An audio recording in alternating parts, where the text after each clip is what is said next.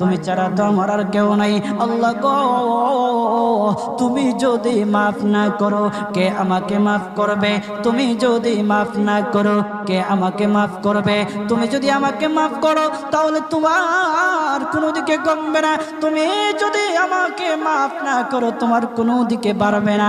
আল্লাহ গো, তুমি আমাকে মাফ করে দাও। সারাটা জীবন অন্যায় কাজ করেছি, সারাটা জীবন নাফরমানি করেছি, আমার কাছে কালেমার দাওয়াত কম আসে নাই, আমার কাছে কালেমার দাওয়াত কম আসে নাই, আমাকে লোকেরা কম বোঝায় নাই। ওগো আল্লাহ, তুমি আমাকে মাফ করে দাও।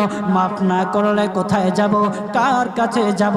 বাবা যখন মারে তখন মার কাছে আশ্রয় নেওয়া যায়, মা যখন প্রহার করে তখন বাবার কাছে আশ্রয় নেওয়া যায়, বাবা মা যখন প্রহার করে তখন দুনিয়ার কারো না কারো কাছে আশ্রয় নেওয়া যায়।